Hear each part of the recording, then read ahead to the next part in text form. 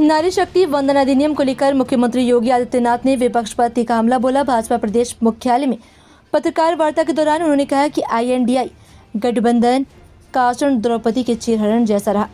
उसने महिलाओं के अधिकारों के प्रति अपनी नकारात्मक सोच दिखाई। सीएम ने सपा, कांग्रेस समेत विपक्षी दलों पर बिल में बाधा डालने का आरोप लगाया और कहा कि आधी आबादी उन्हें कभी माफ नहीं करेगी।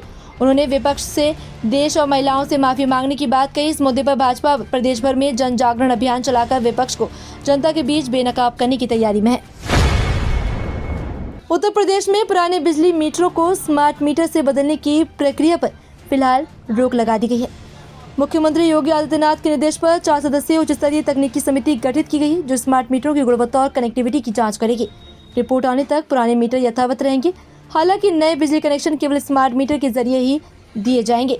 समिति में Indian institute of technology Kanpur के 2 प्रोफेसर समेत विशेषज्ञ शामिल हैं और उन्हें 10 दिन में रिपोर्ट सौंपनी है। लगातार मिल रही तकनीकी शिकायतों के बाद ये फैसला लिया गया। राज्य में अब तक करीब 85 लाख स्मार्ट मीटर लगाए जा चुके हैं। यूपी भाजपा में कैबिनेट विस्तार और संगठनात्मक फेरबदल को लेकर फिलहाल थोड़ा इंतजार बढ़ गया है। प्रधानमंत्री नरेंद्र मोदी के संबोधन और महिला आरक्षण विधेयक पर बदले राजनीतिक माहौल के बाद पार्टी ने अपनी प्राथमिकताएं बदल दी हैं। अब भाजपा का पहला फोकस नारी शक्ति वंदन मुद्दे पर जनता के बीच माहौल बनाने और महिलाओं के समर्थन को मजबूत करने पर है। प्रदेश अध्यक्ष पंकज चौधरी की PM मोदी से मुलाकात के बाद पहले कैबिनेट विस्तार की अटकलें तेज थी, लेकिन फिलहाल संगठन और मंत्रिमंडल में बदलाव को कुछ समय के लिए टाला जा सका। पार्टी जल्द इस मुद्दे पर प्रदेशव्यापी अभियान शुरू कर सकती है। महिला आरक्षण बिल को लेकर सपा प्रमुख अखिलेश यादव ने भाजपा और केंद्र सरकार पर तीखा हमला बोला।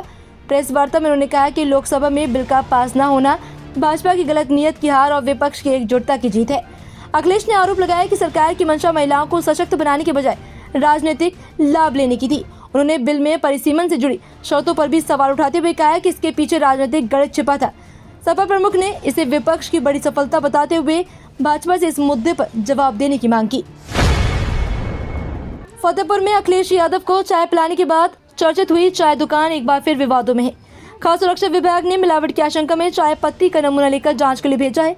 दुकानदार परिवार ने आरोप लगाया कि सपा प्रमुख अखिलेश यादव के दौरे के बाद से उन्हें लगातार परेशान किया जा रहा है। वहीं हाल में मारपीट की घटना के बाद दुकान फिलहाल बंद कर दी गई।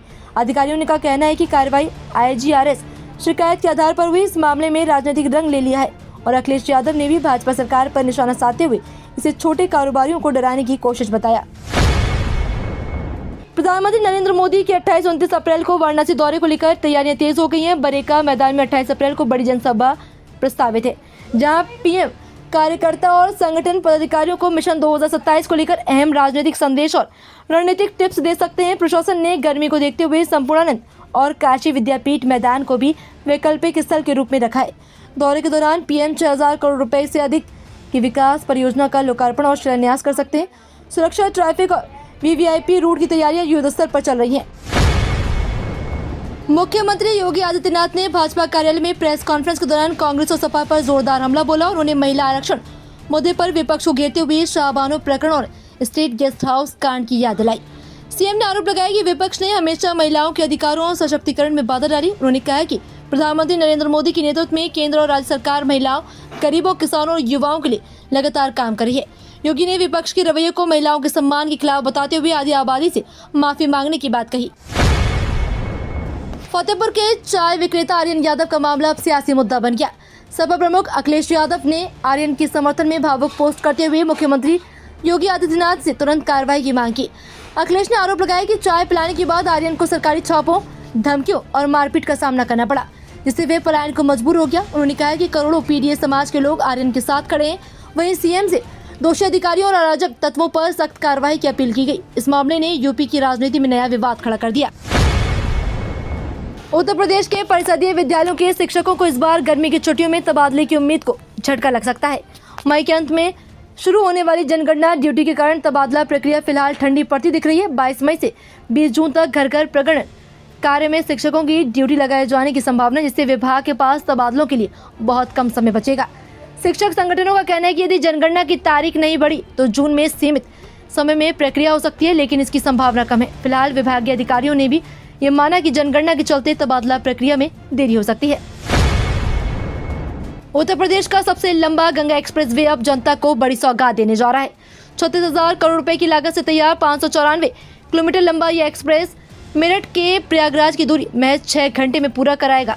निजी कारों के लिए एक तरफ का टोल लगभग 1515 रुपए तय किया गया है, जबकि भारी व्यावसायिक वाहनों के लिए ये 2405 से 9535 रुपए तक होगा।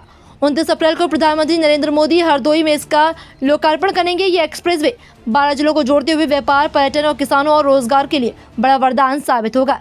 साथ ही आधुनिक सेंसर आधारित टोल प्रणाली से वाहनों को रुकना नहीं पड़ेगा। पश्चिम बंगाल के जलपाईगुड़ी में चुनावी जनसभा को संबोधित करते हुए मुख्यमंत्री योगी आदित्यनाथ ने कांग्रेस, वाम दलों और ममता बनर्जी की तृणमूल कांग्रेस पर तीखा हमला बोला। उन्होंने कहा कि पहले कांग्रेस, फिर कम्युनिटी और फिर पिछले 15 वर्षों में टीएमसी ने बंगाल की पहचान को संकट में डाल दिया। योगी ने आरोप लगाया कि जो बंगाल कभी देश की अर्थव्यवस्था को ग्रोथ इंजन था, वह भ्रष्टाचार और लूट के कारण पिछड़ रहा है। महिला आरक्षण विधेयक पर भी उन्होंने विपक्ष को घेरते हुए कहा कि आधी आबादी के अधिकारों में बाधा डालकर विपक्ष ने महिलाओं का अपमान किया। लखनऊ बार एसोसिएशन के चुनाव में महिलाओं के लिए 30% आरक्षण लागू कर दिया गया। हाईकोर्ट के निर्देश के बाद एल्डर्स कमेटी ने यह बड़ा फैसला लिया। अब 22 पदों में से 7 पद महिला अधिवक्ताओं के लिए आरक्षित होंगे, जिनमें कार्यप्रणाली और कोषाध्यक्ष के पद भी शामिल है। ये कदम महिलाओं को भागीदारी बढ़ाने और नेतृत्व में उनकी मजबूत मौजूदगी सुनिश्चित करने के उद्देश्य से उठाया गया। लखनऊ बार एसोसिएशन इस तरह के आरक्षण लागू करने वाली पहली बार एसोसिएशन बन गई है। नामांकन प्रक्रिया 19 अप्रैल से शुरू होगी और चुनाव 23 अप्रैल को कराए जाएंगे। इस फैसले को महिला सशक्तिकरण की दिशा में अहम कदम माना जा रहा है। कानपुर में सपा सांसद नरेश उत्तम पटेल के आवास पर बाहर भाजपा महिला मोर्चा के विरोध प्रदर्शन में सियासी तूल पकड़ लिया। प्रदर्शन के दौरान नेम प्लेट पर जूते चप्पल मारने का वीडियो सोशल मीडिया पर वायरल होने के बाद सपा प्रमुख अखिलेश यादव ने भाजपा पर तीखा हमला बोला। उन्होंने इसे पीढ़ी समाज का विपक्ष का अपमान बताया। वहीं पुलिस ने सफाई देते हुए कहा कि प्रदर्शन के दौरान स्थिति नियंत्रण में रही और किसी महिला पुलिसकर्मी के साथ अभद्रता नहीं हुई। इस घटना के बाद यूपी की राजनीति में आरोप प्रत्यारोप का दौर तेज हो गया। उत्तर प्रदेश पंचायत चुनाव को लेकर बड़ा अपडेट सामने आया। राज्य निर्वाचन आयोग ने पंचायत मतदाता सूची के अंतिम प्रकाशन की तारीख 22 अप्रैल से बढ़ाकर 10 जून 2026 कर दी है। इससे मई जून में चुनाव कराना मुश्किल नजर आ रहा है। आयोग के अनुसार 21 अप्रैल से 28 मई तक वोटर लिस्ट का कंप्यूटरीकरण और डुप्लीकेट नाम हटाने का काम होगा, जबकि 29 मई से 9 जून तक मतदान केंद्रों की मैपिंग और वार्ड नंबरिंग की प्रक्रिया पूरी कर दी जाएगी, जिसके बाद 10 जून को अंतिम सूची जारी होगी। हाईकोर्ट में भी समय पर चुनाव कराने की मांग वाली याचिका लंबित है। ऐसे में पंचायत चुनाव अब आगे खिसकने और संभवतः 2027 विधानसभा चुनाव से पहले या अगले साल होने की चर्चा तेज हो गई है। 20 अप्रैल 2026 को उत्तर प्रदेश खासकर पश्चिमी यूपी में मौसम गर्म और शुष्क रहने की संभावना।